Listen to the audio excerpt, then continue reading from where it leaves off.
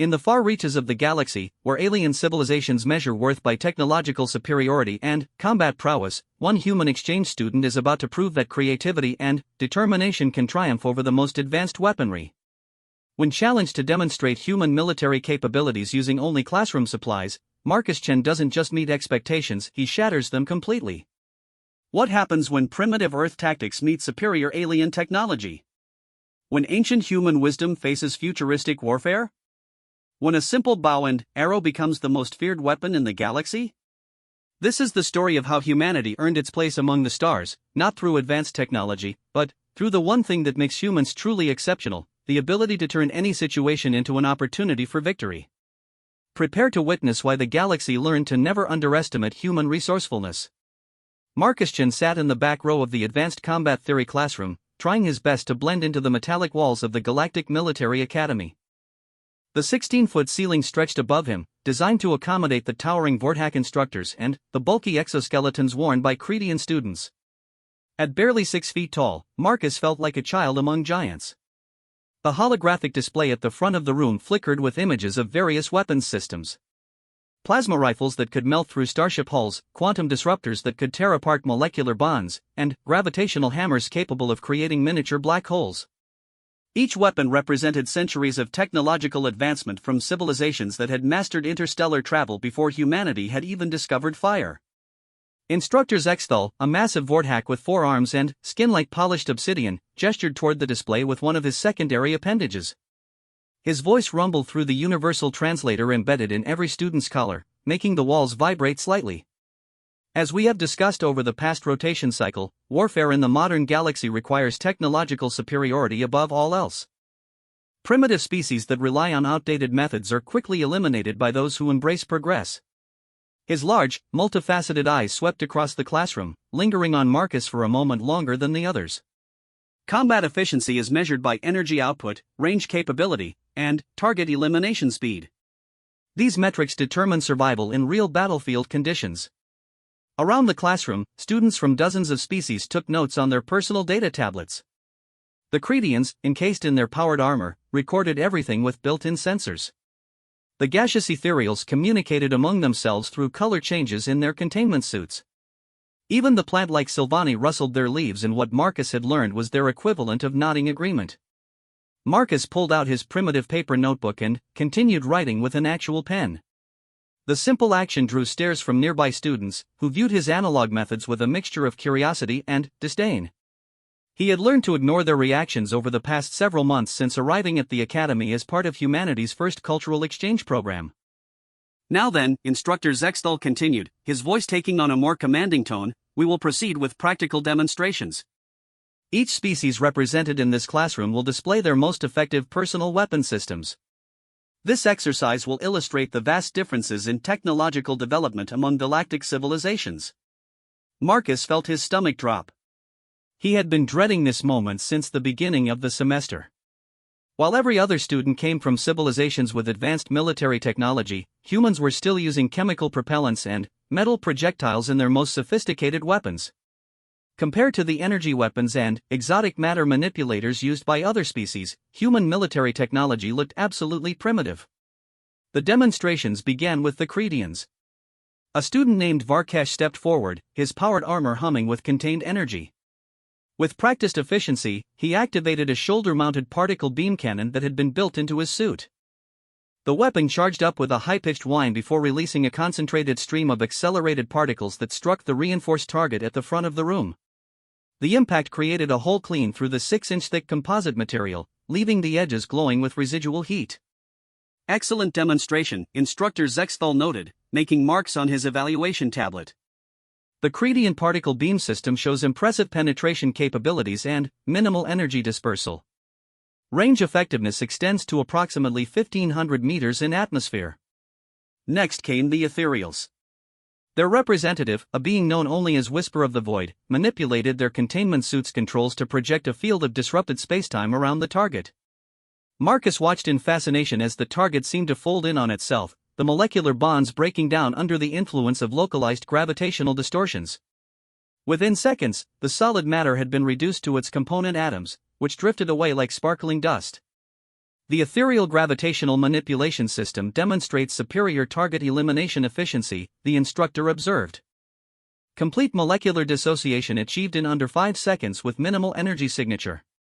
The demonstrations continued with each species showcasing increasingly impressive technology. The Sylvani presented bioengineered projectile organisms that could seek targets independently and adapt to defensive measures. The Nexari displayed crystalline weapons that could focus stellar radiation into deadly beams. Even the smallest species, the insectoid hive dwellers, revealed personal shield generators that could deflect most known weapons systems. With each demonstration, Marcus felt more isolated and inadequate. His hands grew sweaty as he realized his turn was approaching. He had hoped that maybe, somehow, he would be overlooked or excused from the exercise. But, Instructor Zexthal's attention eventually turned to him with unmistakable focus. Human Marcus Chen, the instructor announced, his voice carrying across the silent classroom. Please step forward and demonstrate your species' weapons technology. Every eye, sensor, and optical organ in the room focused on Marcus as he slowly stood up. His legs felt unsteady as he made his way to the front of the classroom. The target area seemed enormous now that he was standing before it, designed to accommodate the powerful weapons systems of advanced civilizations. I'm afraid I don't have any weapons with me, sir, Marcus said, his voice barely above a whisper. The universal translator amplified his words, making them echo in the suddenly quiet room. Instructor Zexthal's expression showed what Marcus had learned to recognize as the Vorthack equivalent of disappointment. Are you telling me that human military doctrine does not include personal weapons training for officers? No sir, we do have personal weapons training, Marcus replied, feeling heat rise in his cheeks. It's just that our technology level isn't comparable to what the other students have demonstrated. Human weapons are still primarily chemical-based projectile systems. A ripple of what sounded like laughter came from some of the other students. Marcus heard the Cretian Barkesh make a comment to his companion about primitive chemical combustion devices that the translator barely picked up. The instructor's forearms crossed in a gesture Marcus had learned indicated deep thought. I see. This presents an interesting challenge for our educational objectives. He paused for a moment, his large eyes reflecting the classroom's artificial lighting. However, I believe this situation provides an excellent learning opportunity for all students. Marcus felt a sinking sensation in his stomach. He had hoped the instructor would simply excuse him from the exercise and move on to the next lesson. Since you cannot demonstrate pre-manufactured human weapons systems, Instructor Zexthal continued, you will instead demonstrate human ingenuity by constructing a functional weapon using only materials available in this classroom. You have until the end of the class period to complete this task. The challenge hit Marcus like a physical blow. Around him, he could hear whispers and comments from other students who clearly viewed this as an impossible task. How could anyone create a functional weapon from classroom supplies that could compete with advanced alien technology? Sir, Marcus began, I don't think it's possible to create anything effective with just classroom materials. The other students have demonstrated weapons that required centuries of technological development. Instructor Zexthal's expression hardened. Are you suggesting that human ingenuity is inferior to other species' technological capabilities? According to your own species' application for academy admission, humans pride themselves on adaptability and creative problem-solving. Marcus felt trapped. He couldn't argue against humanity's reputation without essentially admitting that humans didn't belong at the academy.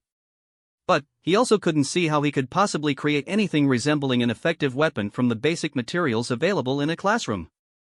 I'll try my best, sir, he finally said, his voice stronger than he felt. Excellent. You may begin immediately. Class will observe and evaluate your methodology. The instructor gestured toward the classroom around them. All standard classroom materials are available for your use, including furniture, educational supplies, and basic tools from the maintenance compartments. Marcus looked around the room with new eyes, trying to see potential rather than just educational equipment. The desks were made of a lightweight but strong polymer material. The chairs had metal frames with adjustable components. Various educational tools and supplies were scattered around the room, left behind by students from previous classes. He walked to one of the supply cabinets along the side wall and began examining the contents. There were various electronic components, basic hand tools, rolls of different types of tape and binding materials, and assorted small devices used for educational demonstrations. Nothing immediately struck him as weapon-like, but Marcus forced himself to think differently. Back home on Earth, he had been a member of his university's Historical Recreation Society. They had spent weekends learning traditional crafts and skills, including primitive weapon making. At the time, it had seemed like an amusing hobby, a way to connect with humanity's past while taking a break from studying advanced mathematics and physics. Now, that seemingly useless knowledge might be his only hope. Marcus picked up a ruler made of flexible metal and tested its spring properties. Too weak and too short to be useful as a bow. He examined the chair frames more closely, looking for components that might be removed and repurposed. The height adjustment mechanisms were controlled by pneumatic cylinders that could potentially be dismantled for materials. As he worked, he became aware of the other students watching him with increasing interest. What had started as casual observation of an expected failure was becoming something else. They seemed genuinely curious about what he was trying to accomplish. From one of the maintenance compartments, Marcus retrieved a basic toolkit that included screwdrivers, pliers, and a small cutting implement designed for opening supply packages. He also found several rolls of high-strength adhesive tape that was used for temporary repairs around the academy. The breakthrough came when he opened a cabinet containing materials for physics demonstrations. Inside was a collection of spring steel strips used for showing elastic properties and wave propagation. They were each about 4 feet long, made of high-quality metal that could bend significantly without breaking. Marcus selected the longest and strongest of the metal strips, testing its flexibility carefully. With the right modifications, it could serve as the basis for a functional bow. But he would need a string, arrows, and some way to make the whole system effective enough to impress an audience accustomed to particle beams and gravitational weapons. For the string, he found spools of high-tensile polymer cord in another supply cabinet. The material was designed for securing equipment during transport, rated to handle significant stress without breaking. By braiding several strands together, he could create a bowstring strong enough to handle the tension from the spring steel bow. The arrows presented a bigger challenge. He needed projectiles that would be both accurate and impressive when demonstrated. After searching through several more cabinets, Marcus found a collection of metal rods used for electromagnetic experiments. They were perfectly straight, about 18 inches long, and made of a dense alloy that would give them good mass for penetration. But arrows needed flights to stabilize them in flight, and the classroom didn't contain anything resembling traditional feathers or vanes. Marcus looked around the room again, this time focusing on everyday items that might serve unexpected purposes. The solution came from an unlikely source. Several students had left behind notebooks made with synthetic paper that was designed to be extra durable and tear-resistant. By carefully cutting and shaping this material, Marcus could create simple but functional flight stabilizers for his improvised arrows. As he worked, cutting and shaping materials with increasing confidence, Marcus noticed that the classroom had become completely silent except for the sounds of his construction. Every student was watching him with fascination, as if they had never seen anyone build something from raw materials before. The realization struck him suddenly. These students came from civilizations that had achieved such advanced technology that they had probably forgotten how to make things with their own hands. Everything in their worlds was manufactured by automated systems or assembled from prefabricated components. The idea of starting with basic materials and creating something functional through manual labor was completely foreign to them. For the first time since entering the academy, Marcus felt like he might have something unique to offer. He wasn't just building a primitive weapon, he was demonstrating a fundamental human capability that these advanced species had lost somewhere along their path to technological sophistication. The bow was taking shape now, the spring steel curved and reinforced at the grip points with carefully wrapped tape. Marcus had rigged a simple but effective pulley system using components from the adjustable chairs, allowing him to increase the effective draw weight beyond what the steel alone could provide. For arrow points, he had sharpened the ends of the metal rods using the cutting tool from the maintenance kit, creating simple but effective points that would penetrate the target materials used in the classroom demonstrations. As the class period neared its end, Marcus stepped back to examine his creation. The bow looked crude compared to the sleek, high-tech weapons the other students had demonstrated, but it felt solid and functional in his hands. The arrows were straight and properly fletched, with sharp points that gleamed under the classroom lighting. Instructor Zexthal approached, his large frame casting a shadow over Marcus and his improvised weapon. "Your construction period has concluded, Human Marcus Chen. Please demonstrate the effectiveness of your improvised weapon system." Marcus knocked one of his homemade arrows and drew the bowstring back to his anchor point, feeling the familiar tension and balance that he remembered from his historical recreation activities. The classroom fell completely silent as he aimed at the target that had already been damaged by the advanced weapons demonstrated earlier. He took a deep breath, focused on his target, and released. The arrow flew straight and true, striking the center of the target with a solid thunk that echoed through the room. But, rather than simply embedding in the surface like Marcus had expected, the arrow punched completely through the reinforced material and struck the wall behind it with enough force to crack the metal plating. A collective gasp rose from the watching students.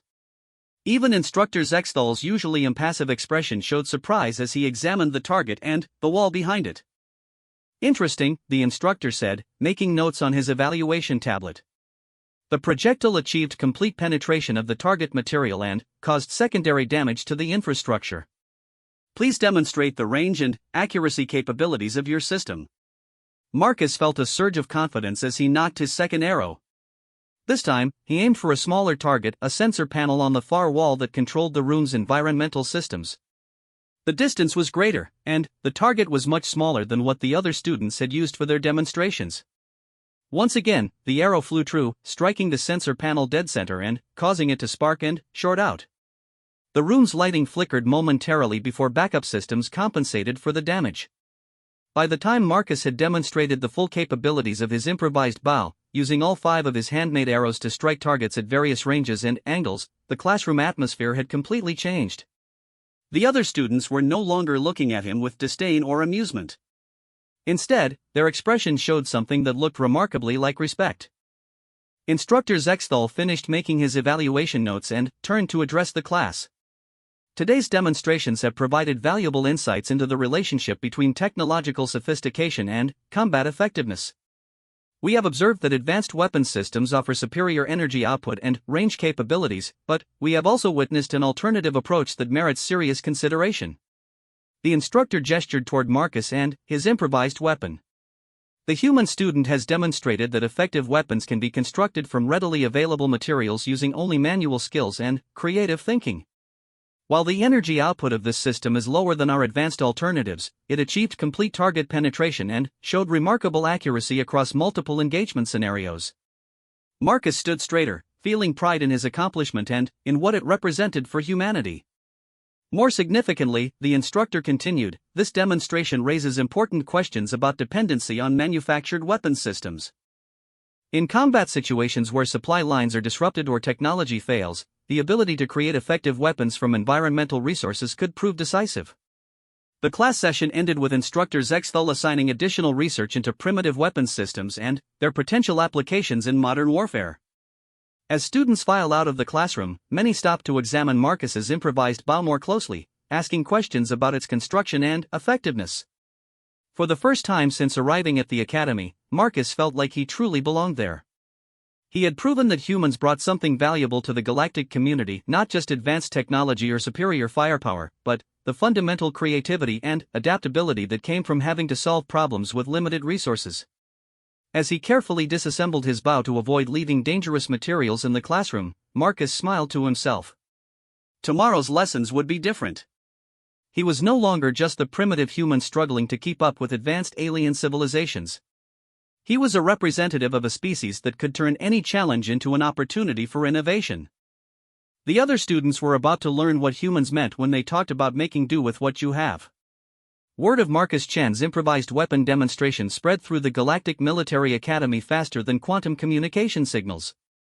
By the next morning, students from across the massive space station were requesting permission to audit his advanced combat theory class, hoping to witness more examples of human improvisation.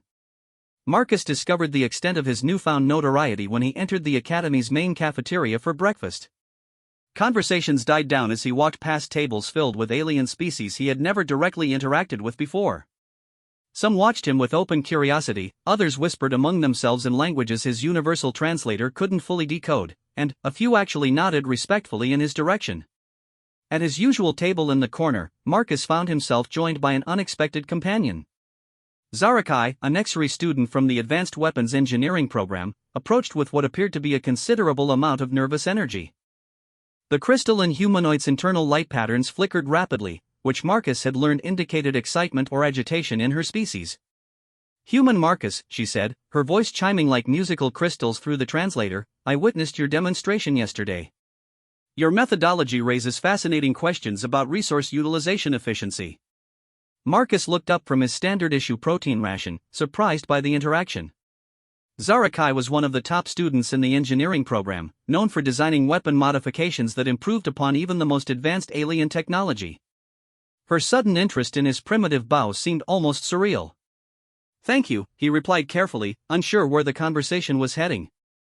"I was just trying to complete the assignment with what was available." "Exactly." Zarakai's light patterns intensified, creating a brief aurora effect across her translucent features. "You achieved functional weapon capability using materials never intended for combat applications. This suggests optimization algorithms that my people have not previously considered." Before Marcus could respond, more students began gathering around their table. Varkesh, the Cretian whose particle beam demonstration had been so impressive the day before, approached with his usual heavy mechanical footsteps. The powered armor made every movement sound like industrial machinery in operation. "Human," Varkesh's electronically modulated voice rumbled through his helmet speakers, "my combat analysis protocols have been reviewing your projectile weapon specifications. The kinetic energy transfer efficiency exceeds theoretical predictions for such a simple system." Marcus found himself surrounded by students who had previously shown little interest in Earth or its inhabitants.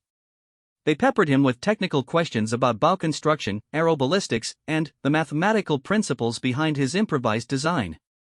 For the first time since arriving at the academy, Marcus felt like his engineering background was being taken seriously.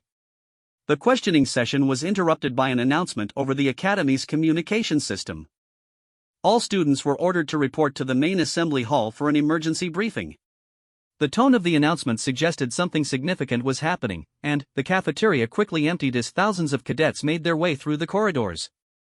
The assembly hall was enormous, designed to accommodate representatives from hundreds of different species and their various physical requirements. Marcus took a seat in the human-designated section, which felt particularly small given that he was the only representative of his species at the academy. Fleet Admiral Korvexthal, the academy's commanding officer, stepped up to the central podium. The ancient Vorthax's forearms gestured to activate the massive holographic display that filled the air above the assembled students.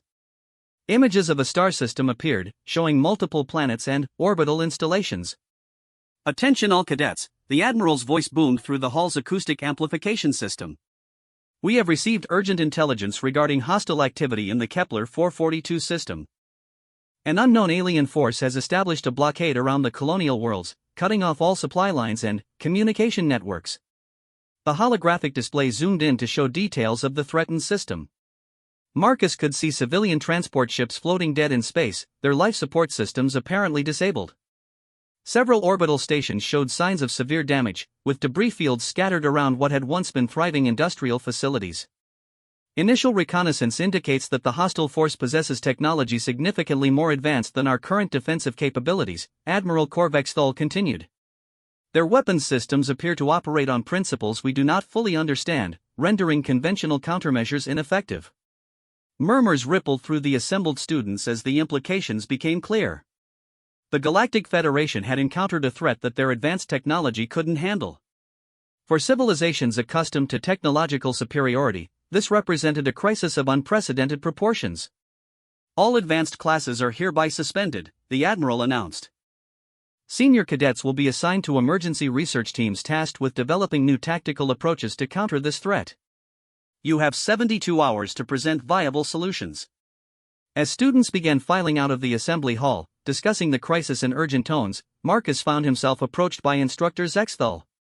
The combat theory teacher's usually composed demeanor showed signs of strain as he gestured for Marcus to follow him to a private consultation area.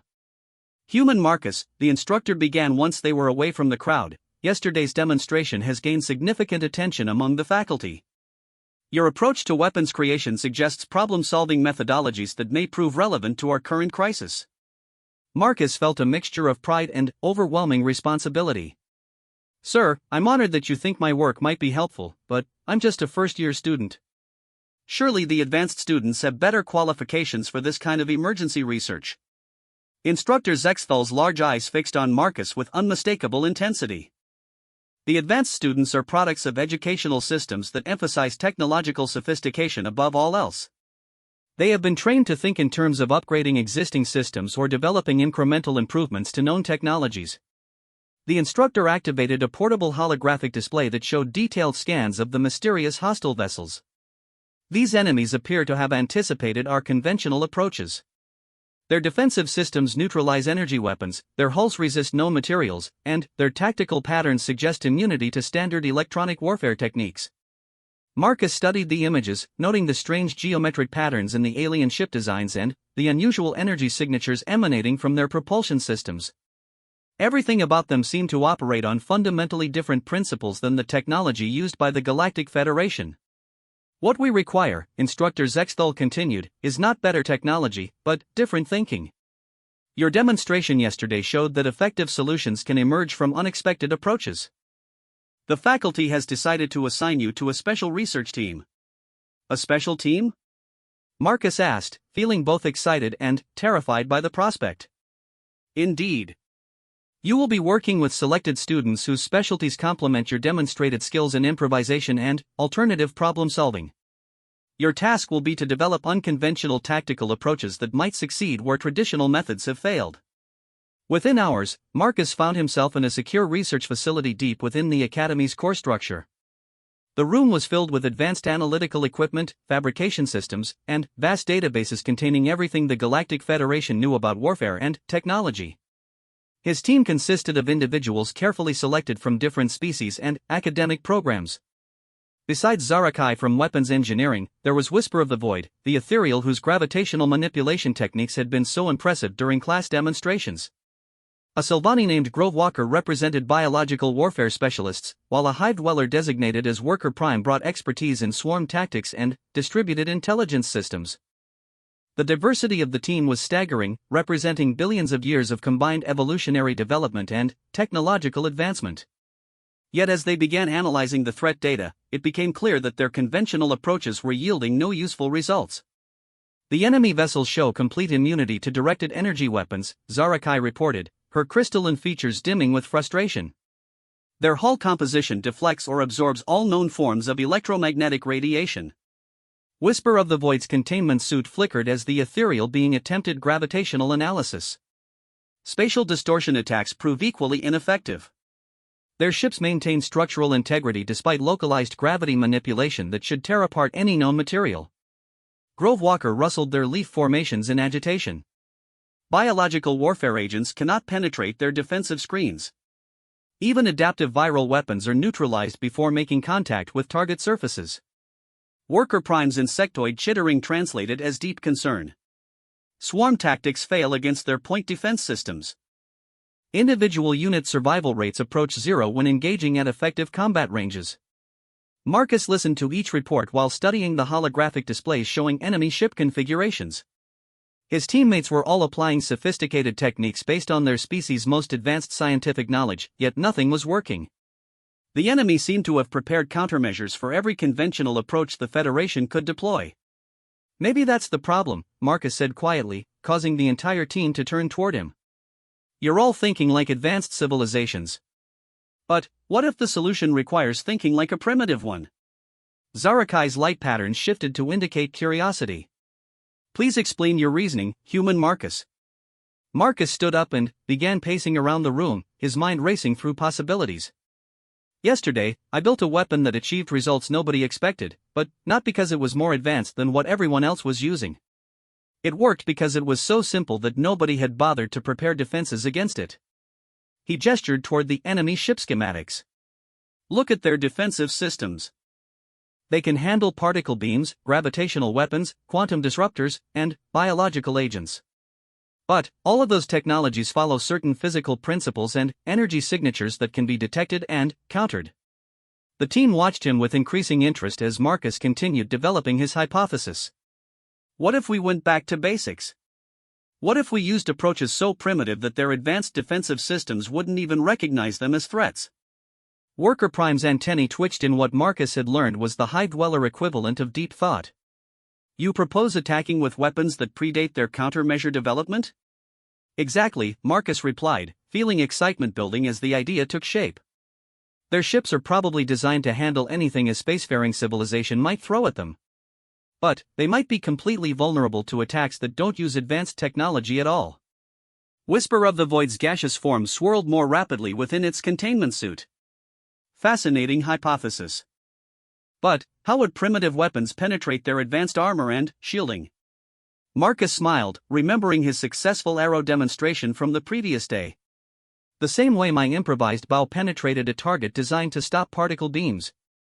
Sometimes the simplest approach finds weaknesses that nobody thought to protect against. Grove Walker's leaves rustled with what sounded like approval. Human reasoning shows merit. My people retain knowledge of pre-technological warfare from our evolutionary development. Perhaps combination of primitive tactics with modern targeting systems could prove effective. Over the next several hours, the team began developing what they privately called the primitive solution. Instead of trying to match or exceed the enemy's technological capabilities, they would deliberately use the simplest possible approaches to achieve their objectives. Zarakai took responsibility for adapting kinetic weapons systems, scaling up the principles Marcus had demonstrated with his bow to work with ship-mounted launchers. Instead of energy projectiles, they would use dense metal slugs accelerated to high velocities using magnetic fields. Whisper of the Void focused on gravitational catapults, using spatial distortions not as weapons themselves but as delivery systems for primitive projectiles. Rocks and metal fragments could be hurled at relativistic speeds without generating the energy signatures that triggered enemy countermeasures.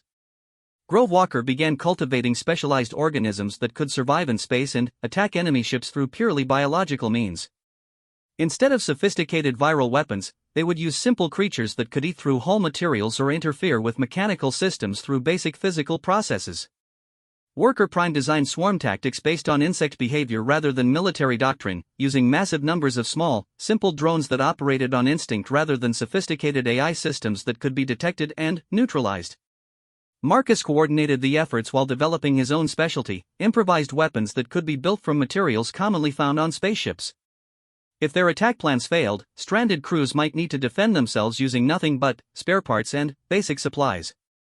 As the 72-hour deadline approached, their research team had developed a comprehensive battle plan that deliberately avoided every advanced technology the Galactic Federation normally relied upon. Their weapons were simple, their tactics were primitive, and their overall strategy looked like something from humanity's own ancient history.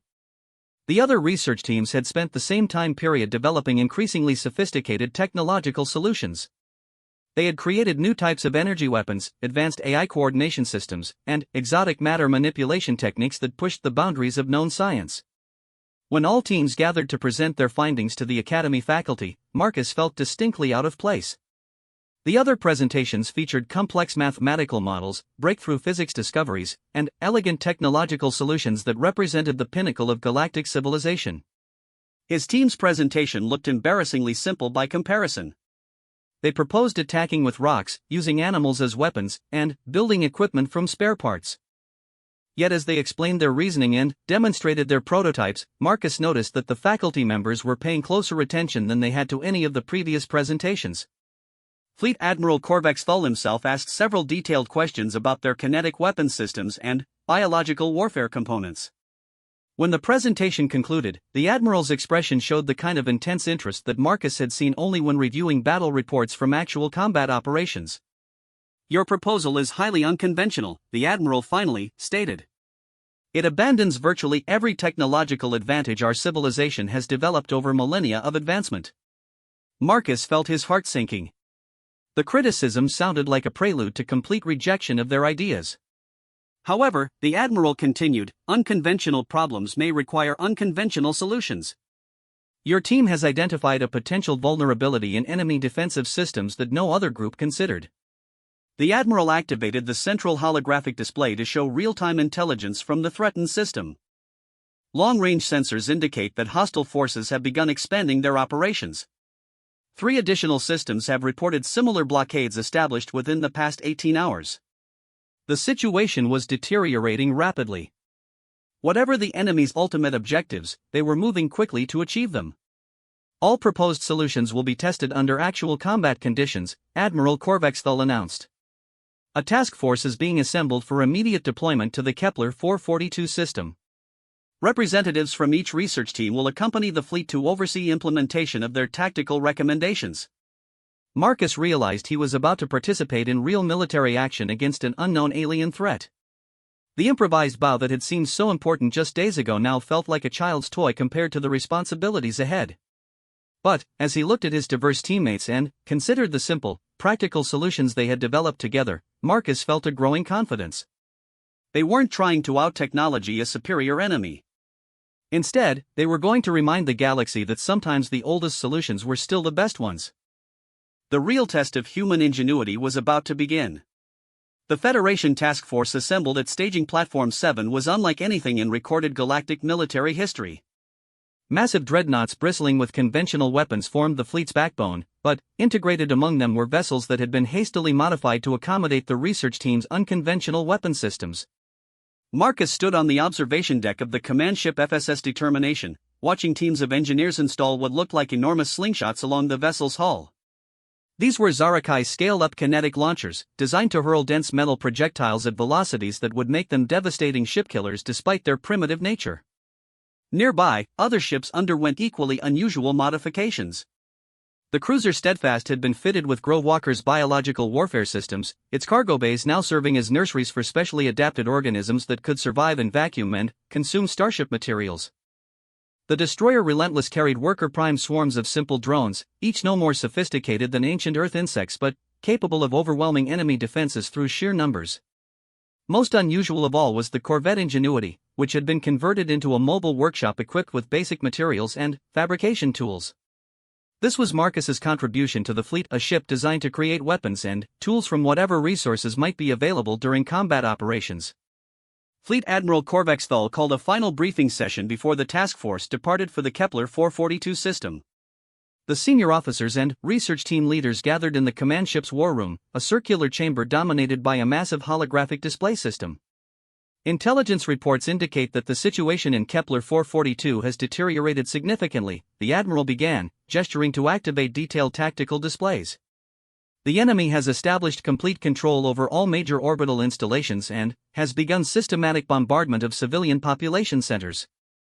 The holographic images showed scenes of devastation that made Marcus's stomach clench. Cities that had housed millions of beings were now crater-filled ruins. Orbital habitats that had represented centuries of construction effort drifted as lifeless hulks, their populations either dead or evacuated to overcrowded refugee ships. Conventional rescue attempts have failed catastrophically, Admiral Korvax Thal continued. 3 task forces equipped with our most advanced weaponry have been completely destroyed. The enemy's defensive capabilities appear to be absolute against all known forms of attack. Captain Firadesh, the Nexary officer commanding the Determination, activated additional displays showing the wreckage of the failed rescue attempts. Analysis of debris patterns suggests that our weapons systems never achieved penetration of enemy hulls. Energy weapons were completely absorbed or deflected, while conventional missiles were neutralized before reaching their targets. Marcus studied the tactical data while listening to reports from the other research teams. The enemy ships showed no signs of damage despite being subjected to firepower that should have vaporized anything short of a moon.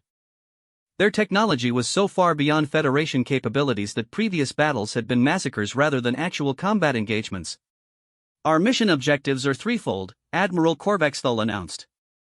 Primary objective, test the effectiveness of unconventional weapons systems against enemy vessels. Secondary objective, if possible, extract surviving civilian populations from the threatened worlds. Tertiary objective, gather intelligence regarding enemy capabilities and intentions. The Admiral's expression grew grimmer as he continued. I must emphasize that this operation represents our last hope for developing effective countermeasures against this threat. If our unconventional approaches prove ineffective, the Federation Council is prepared to authorize evacuation of all border systems and establishment of a defensive perimeter around core worlds. The implications of retreat on such a massive scale were staggering. Billions of beings would lose their homes, and entire civilizations would be forced to abandon colonies that represented generations of development effort. The Federation had never faced a threat that required such drastic measures. Worker Prime's chittering translator voice interrupted Marcus's grim thoughts. Query: enemy response patterns to previous engagements suggest high-level tactical intelligence. Possibility exists that conventional countermeasures have been specifically developed through prior observation of Federation military doctrine. Whisper of the Void's gaseous form swirled with agitation within its containment suit. Hive Dweller reasoning shows disturbing logic. Enemy preparation level indicates extended observation period before initiating hostilities. The implications were unsettling. If the enemy had been studying Federation military capabilities for an extended period, they would have had time to develop specific countermeasures for every known weapon system and tactical approach. This would explain their seemingly absolute defensive capabilities. All the more reason to believe that primitive approaches might prove effective, Zarakai observed, her crystalline features brightening with renewed confidence. Extended observation of advanced civilizations would not have included study of deliberately primitive tactics. Grove Walker's leaves rustled in agreement. Human insight regarding technological blind spots demonstrates validity. Enemy preparation focused on countering sophisticated threats, leaving vulnerability to simple approaches. The task force departed staging platform 7 6 hours later, jumping to hyperspace on a course that would bring them to the edge of the Kepler 442 system within 2 standard days. During the journey, Marcus and his teammates worked frantically to prepare for their first real combat test.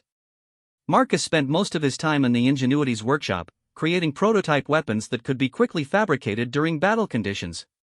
His designs focused on simplicity and effectiveness, drawing inspiration from humanity's long history of making deadly tools from basic materials.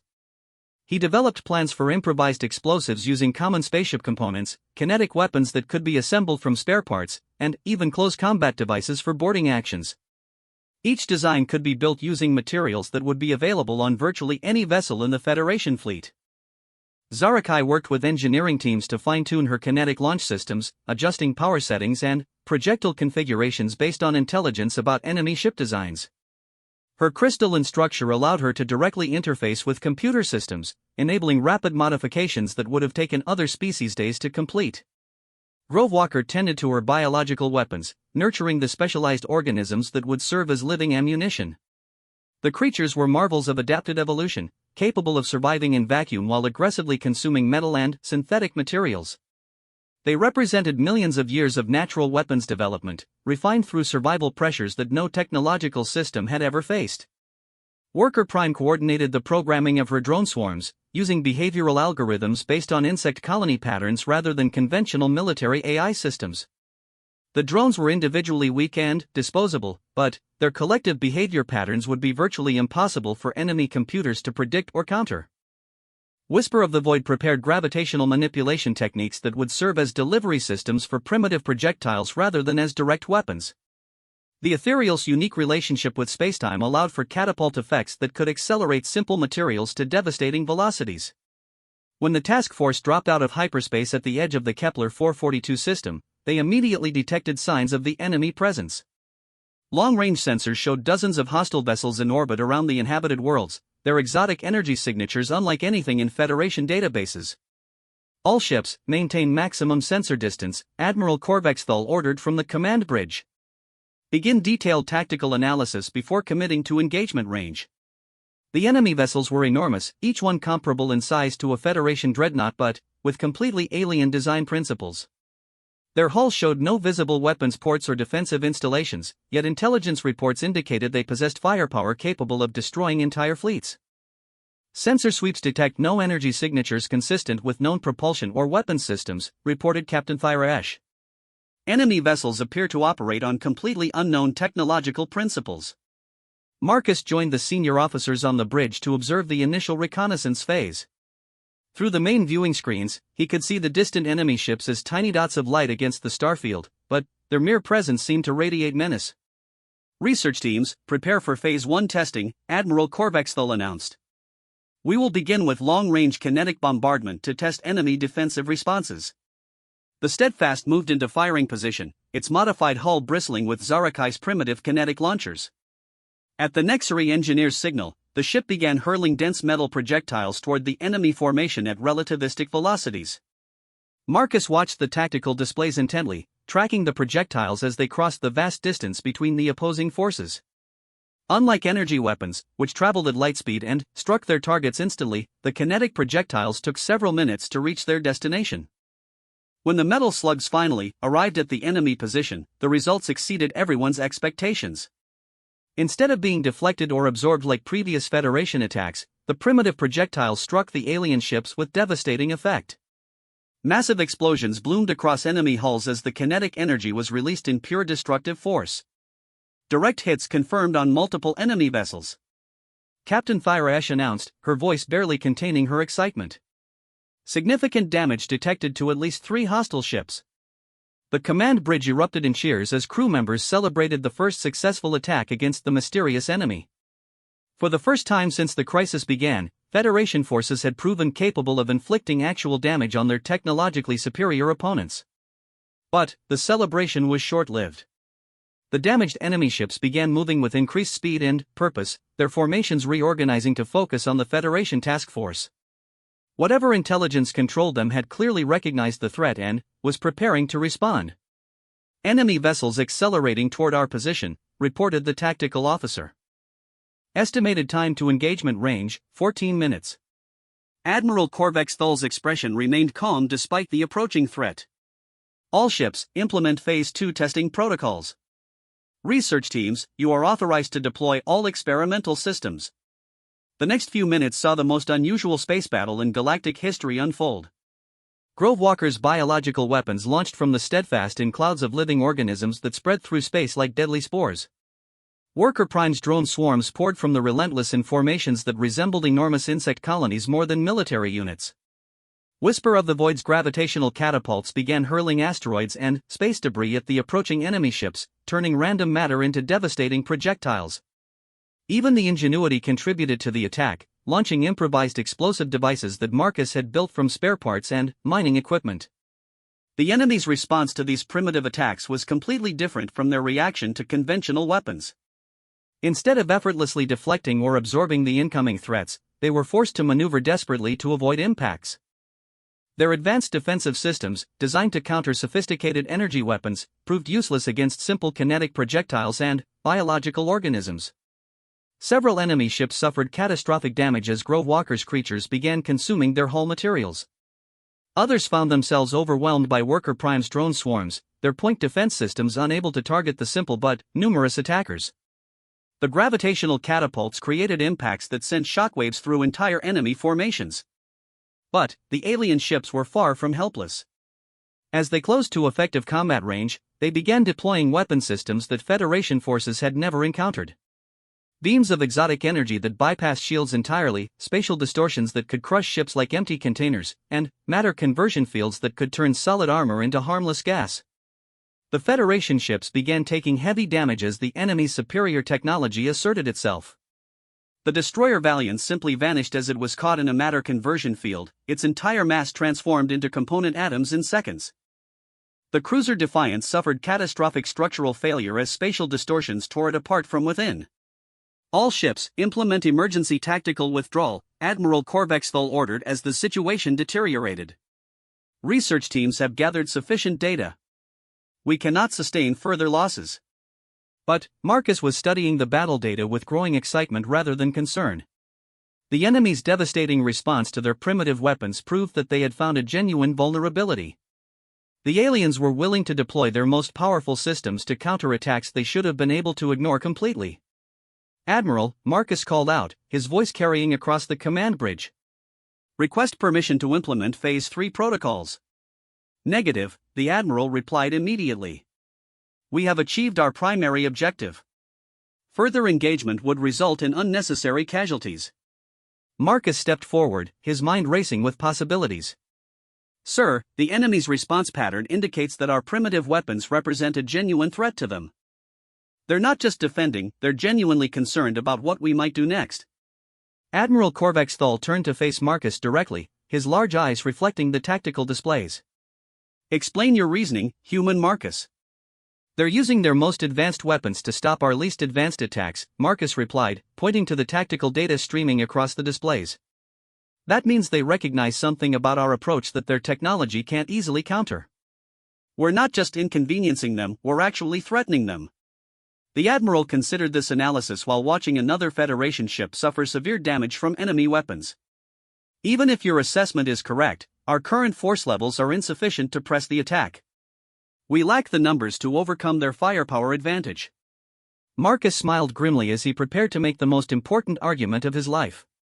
We don't need to overcome their firepower, sir.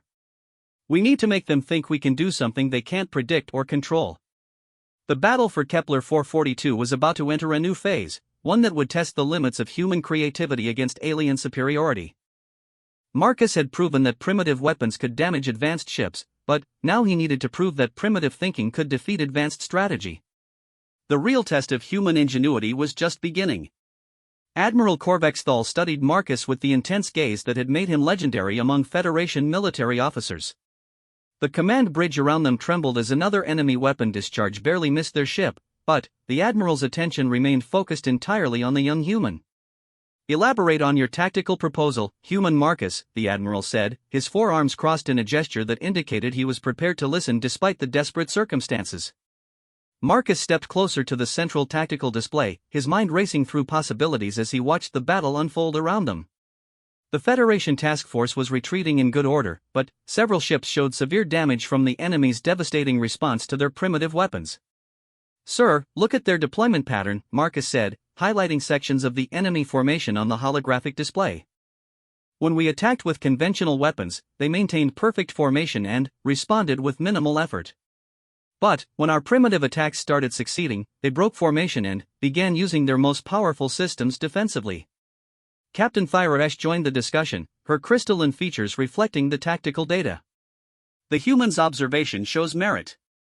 Enemy vessels have abandoned optimal combat positioning to focus on neutralizing individual primitive threats.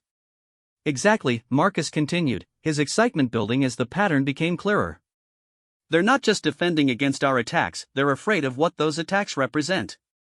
Their entire tactical doctrine is based on technological superiority, but we've introduced chaos they can't calculate or predict.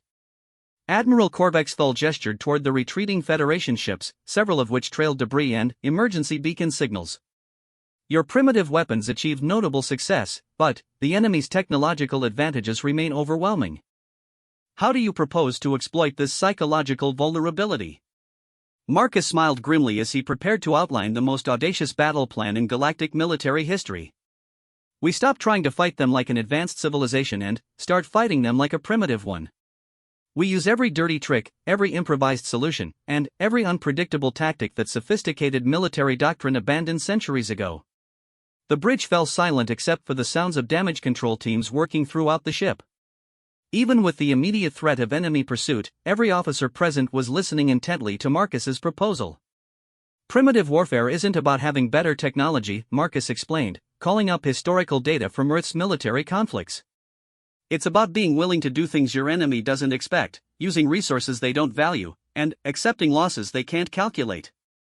Every advantage we've given up in becoming civilized becomes a weapon when fighting someone who's become dependent on predictability. Whisper of the Void's gaseous form swirled rapidly within its containment suit. Human reasoning suggests abandonment of established military doctrine in favor of chaos-based tactical approaches. That's exactly what I'm suggesting, Marcus replied. The enemy has spent who knows how long studying Federation military doctrine, developing countermeasures for every known tactic and weapon system. But they never studied how to fight an enemy that deliberately uses the worst possible approaches. Grove Walker's leaves rustled with what sounded like approval. Biological warfare history supports human hypothesis. Primitive organisms often survive extinction events that eliminate sophisticated species through adaptability rather than optimization. Worker Prime's chittering translated as deep thought. Hive behavior patterns demonstrate effectiveness of seemingly chaotic approaches against ordered opposition. Enemy intelligence may prove vulnerable to genuine randomness. Admiral Korvexthal activated his personal communication system to contact all ship commanders in the retreating task force. All vessels, maintain current withdrawal vector but prepare for immediate tactical reversal. Research teams will coordinate implementation of experimental combat doctrine. Over the next 2 hours, as the Federation ships moved to a safe distance from the enemy formation, Marcus worked with his teammates to develop what they privately called the Chaos Protocol. Instead of coordinated tactics designed to maximize efficiency, they would deliberately use the most unpredictable and wasteful approaches possible. Zarakai reconfigured her kinetic weapons to fire completely randomly, abandoning targeting algorithms in favor of pure chance. Some shots would miss by enormous distances, while others might strike critical systems through sheer luck. The enemy's predictive systems would have no way to calculate where the next attack was coming from. Grove Walker prepared biological weapons based on ancient evolutionary strategies rather than modern genetic engineering. She cultivated organisms that could adapt and mutate rapidly, ensuring that even if the enemy developed countermeasures, the biological attacks would evolve faster than defenses could be deployed. Worker Prime reprogrammed her drone swarms to operate on pure instinct rather than coordinated intelligence. Individual drones would make decisions based on immediate stimuli rather than overall tactical objectives, creating swarm behavior patterns that no computer system could predict or counter. Whisper of the Void prepared gravitational effects that would be deliberately wasteful and inefficient, using massive amounts of energy to achieve small tactical advantages. The wastefulness itself would serve as camouflage, hiding genuine threats among obviously ineffective attacks. Marcus coordinated the overall strategy while preparing the most primitive weapons he could imagine. He designed boarding pods that would be launched from improvised catapults, combat drones built from spare parts and scrap metal, and explosive devices so crude that they barely qualified as weapons at all. The key to the entire plan was embracing failure and waste as tactical advantages. By accepting enormous losses and completely inefficient approaches, they would create a combat environment that the enemy's sophisticated systems couldn't comprehend or counter. Phase 3 implementation begins now, Admiral Korvexthal announced as the task force completed its preparation. All ships, advance to engagement range using maximum tactical unpredictability. Abandon all coordination protocols and operate independently. The Federation ships began their approach to the enemy formation using the most chaotic movement patterns imaginable. Instead of maintaining formation, they spread out randomly across enormous volumes of space. Some ships accelerated to maximum speed while others barely moved at all. Navigation patterns followed no logical progression, with vessels changing course apparently at random. The enemy response showed immediate confusion. Their ships began moving in tight formations, clearly designed to present coordinated defenses against coordinated attacks. But the Federation forces weren't attacking in any coordinated manner at all. Zarakai's kinetic weapons began firing from maximum range, sending metal projectiles in every direction without apparent targeting. Most shots missed entirely, streaking off into empty space, but the sheer volume of fire created a three-dimensional maze of high-velocity projectiles that forced the enemy ships to maneuver constantly. Worker Prime's drone swarms poured from multiple ships simultaneously, but instead of coordinating their attacks, they behaved like actual insect swarms encountering a threat. Some drones swarmed toward the nearest enemy ship, others scattered in random directions, and still others began following purely instinctive behavior patterns that served no obvious tactical purpose. Grove Walker's biological weapons launched in clouds that spread through space like living nebulae. Some organisms immediately died in the vacuum, others adapted and began reproducing, and still others underwent rapid mutations that created entirely new species in real time. The biological chaos was so complete that even Grove Walker couldn't predict what would happen next. The enemy's response to this tactical anarchy revealed the fundamental weakness in their approach to warfare. Their systems were designed to counter specific threats with optimal solutions, but they had no way to respond to threats that served no logical purpose. Enemy ships found themselves maneuvering desperately to avoid kinetic projectiles that weren't even aimed at them. Their point defense systems burned out trying to target drone swarms that weren't actually attacking. Their biological countermeasures proved useless against organisms that were constantly evolving into new forms. But the most effective element of the Chaos Protocol was psychological rather than tactical.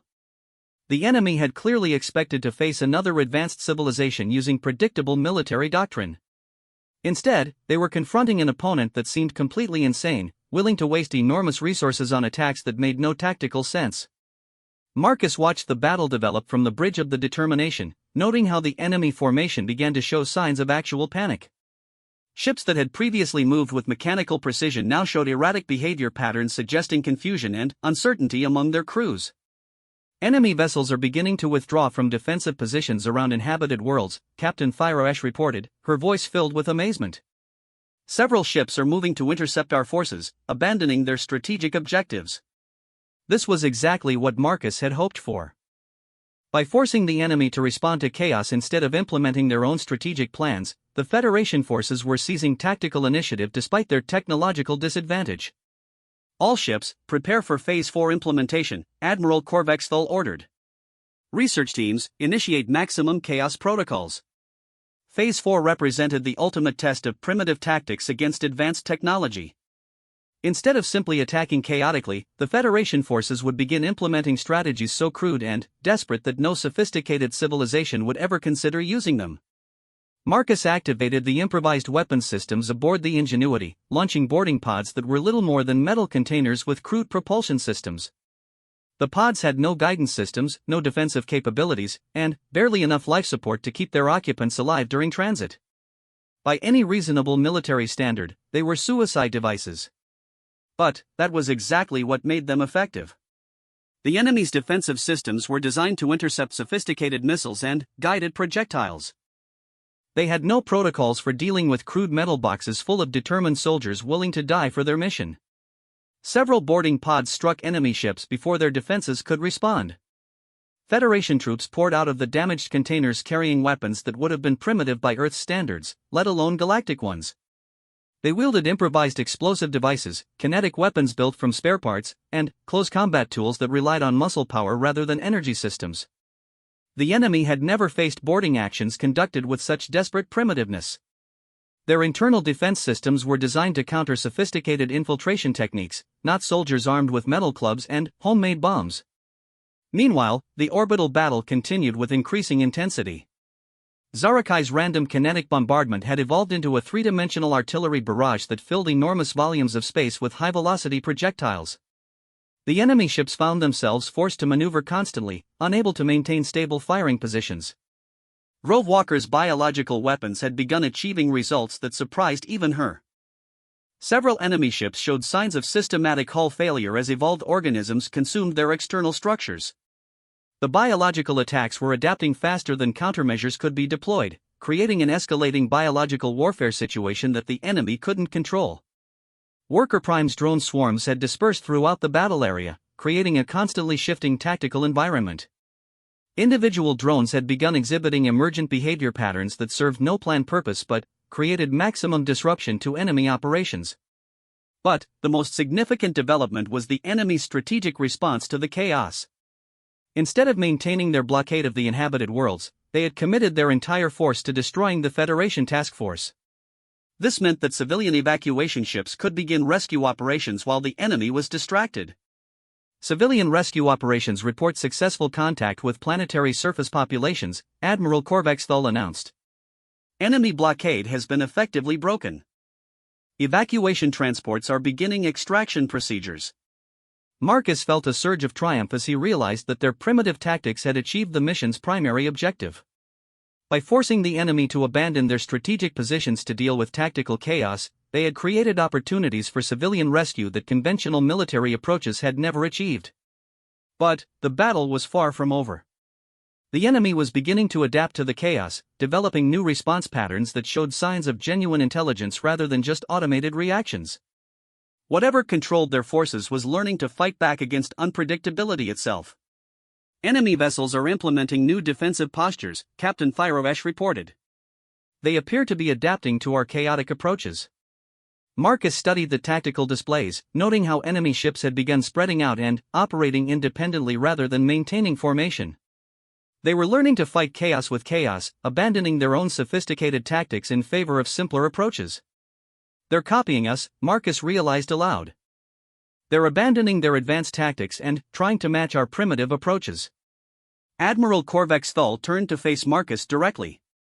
If they can successfully mimic our chaos protocols, what advantages do we retain?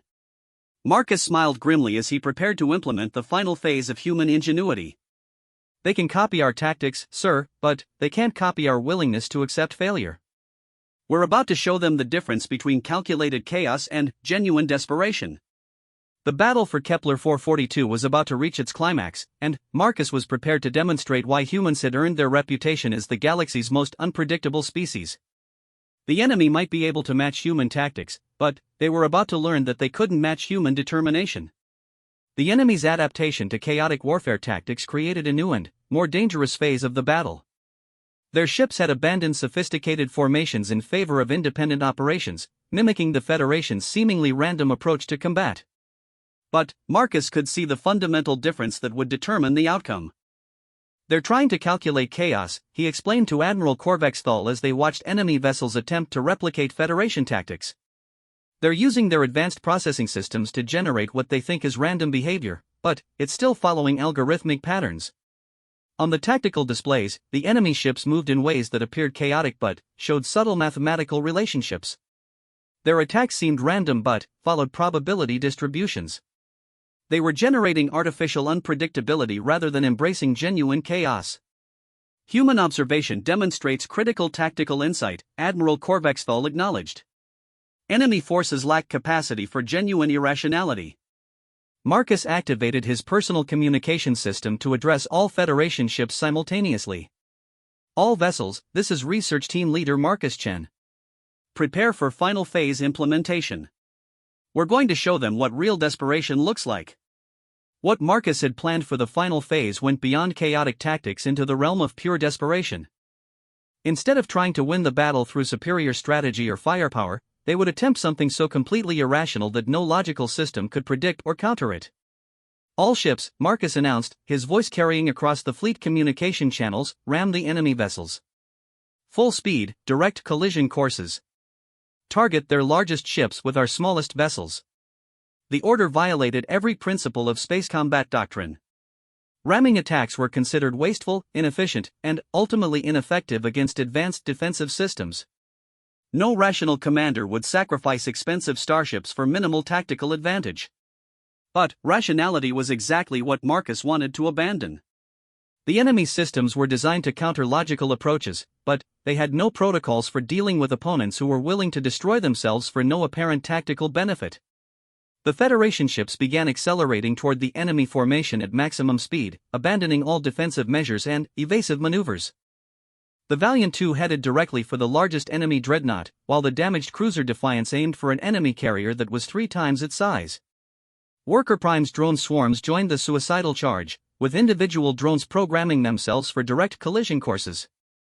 Grovewalker's biological weapons accelerated their life cycles to maximum reproduction rates, creating enormous clouds of organisms that would die within hours but might cause critical damage during their brief lifespans. The enemy response revealed the limitations of their adaptive capabilities. Their defensive systems began targeting the approaching Federation ships, but their fire control solutions were designed for optimal efficiency. They calculated the minimum energy expenditure required to stop each threat, which meant they often failed to completely destroy ships that were already damaged.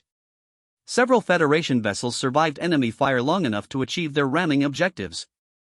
The light cruiser Determination's Pride struck an enemy destroyer at nearly half the speed of light, creating an explosion that vaporized both ships but sent debris fragments into 3 other enemy vessels.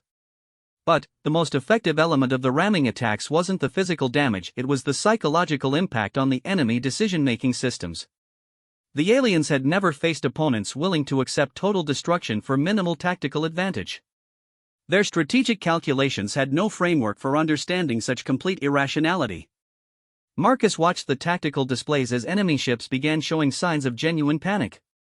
Vessels that had previously moved with mechanical precision now exhibited erratic behavior patterns that suggested their crews were experiencing something resembling fear. "Enemy formation is breaking down," Captain Fireash reported, her voice filled with amazement.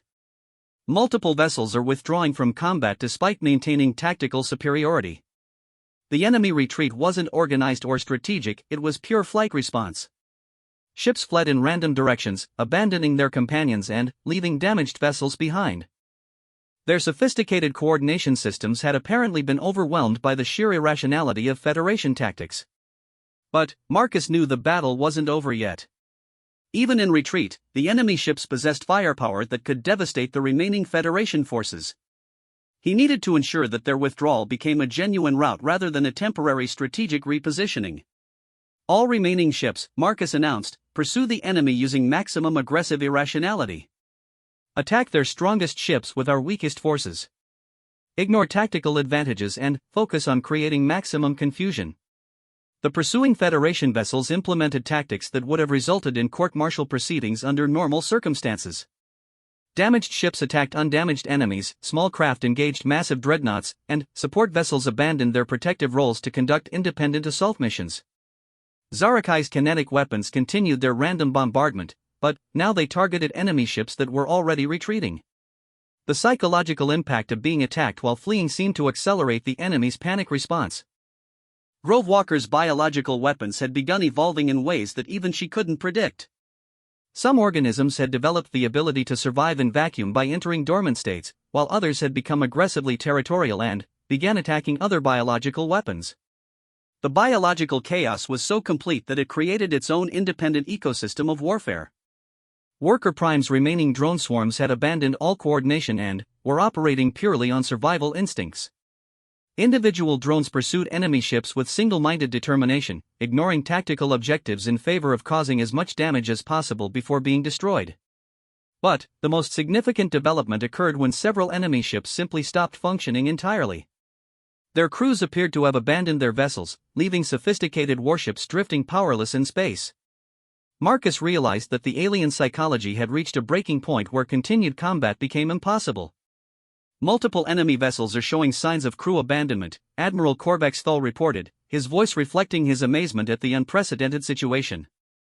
Boarding teams are requested to secure abandoned enemy technology. Marcus felt a moment of uncertainty as he considered the implications of capturing enemy vessels. The opportunity to study their advanced technology was enormous, but it also meant potential exposure to whatever intelligence systems controlled their operations. Negative on boarding operations, Marcus replied after careful consideration. We don't understand their technology well enough to safely interface with it. The psychological advantage we've gained might be lost if we start trying to think like they do. Instead of attempting to capture enemy technology, Marcus ordered the Federation forces to implement the final element of his primitive warfare doctrine. They would ensure that the enemy never forgot the lesson they had learned about human unpredictability. All ships, Marcus announced, we're going to give them something to remember us by. Prepare improvised gifts for our departing guests. What followed was perhaps the most psychologically devastating attack in galactic military history. Instead of trying to destroy the fleeing enemy ships, Federation forces began launching packages that contained examples of human creativity and primitive ingenuity. Zarakai's ships fired kinetic projectiles that contained not explosives, but samples of human art, music, and literature translated into mathematical formats that any advanced civilization could decode. Grove Walker launched biological packages containing Earth organisms that demonstrated the power of natural evolution and adaptation. Worker Prime's drones carried recordings of human historical conflicts, showing how primitive tactics had defeated advanced civilizations throughout Earth's military history. Whisper of the Void used gravitational effects to deliver packages containing human philosophical works that explored the relationship between chaos and creativity. Marcus personally oversaw the launch of the most important package, a complete set of instructions for building a bow and arrow using basic materials, along with detailed explanations of how primitive thinking could overcome technological advantages. The enemy's response to these gifts was complete and total retreat. Their ships accelerated to maximum velocity and jumped to hyperspace without attempting to maintain any strategic positions. They abandoned their blockade, their damaged vessels, and their mysterious objectives in favor of immediate escape. All enemy forces have withdrawn from the Kepler 442 system, Admiral Korvax Thal announced as the last hostile contacts disappeared from long-range sensors. Civilian evacuation operations report complete success. No enemy vessels remain in local space. The victory was absolute, but Marcus knew it was also temporary. The enemy would eventually regroup and develop countermeasures for primitive tactics, just as they had for advanced ones. But, by then, humanity and its allies would have developed new approaches that no logical system could anticipate. Admiral, Marcus said as they watched rescue ships begin evacuating civilian populations from the threatened worlds, we need to prepare for their return. This victory proves that our approach works, but it also means they'll be specifically studying human unpredictability. Admiral Korvax Thal's expression showed what Marcus had learned to recognize as the Vorthack equivalent of deep respect. Your tactics have saved millions of lives and demonstrated capabilities that will reshape galactic military doctrine. But you are correct that this is merely the first engagement in a longer conflict. Over the following weeks, as the Federation task force escorted civilian evacuation convoys to safety, Marcus worked with his teammates to develop training programs for other Federation officers. They needed to teach advanced civilizations how to think primitively, how to embrace failure as a tactical advantage, and how to value unpredictability over efficiency. The curriculum they developed was unlike anything in galactic educational history. Instead of focusing on technological advancement and tactical optimization, it emphasized creativity, adaptability, and the willingness to accept enormous losses in pursuit of strategic objectives. Students from across the galaxy came to study primitive warfare theory at the newly established Human Tactical Institute. Marcus found himself teaching alien officers how to build weapons from spare parts, how to develop strategy without computer assistance, and how to make critical decisions based on intuition rather than analysis. The most important lesson was philosophical rather than tactical. Advanced civilizations had become so dependent on technological solutions that they had forgotten the power of determined creativity. They had optimized themselves into predictability, creating vulnerabilities that less advanced species could exploit. Marcus often thought back to that first day in Instructor Zexthal's classroom, when he had built a simple bow from classroom materials. At the time, it had seemed like a desperate attempt to avoid embarrassment. Now he understood that it had been humanity's first demonstration of its most valuable contribution to galactic civilization. Months later, when intelligence reports confirmed that the mysterious enemy had withdrawn from all border systems and established defensive positions in unknown regions of space, Marcus knew that humanity had earned its place among the stars. Not through superior technology or overwhelming firepower, but through the simple recognition that sometimes the best solution to a complex problem is the most basic one. The Galactic Military Academy had been forever changed by the events at Kepler 442. Advanced combat theory courses now included mandatory sections on primitive warfare, improvised weapons construction, and chaos-based tactical planning. Students who had once competed to develop the most sophisticated technologies now studied the art of achieving maximum effect with minimal resources. Instructor Zexthal, who had initially challenged Marcus to demonstrate human weapons capabilities, became one of the strongest advocates for primitive warfare training. He often used Marcus's original bow demonstration as an example of how the simplest approaches could reveal the most important truths.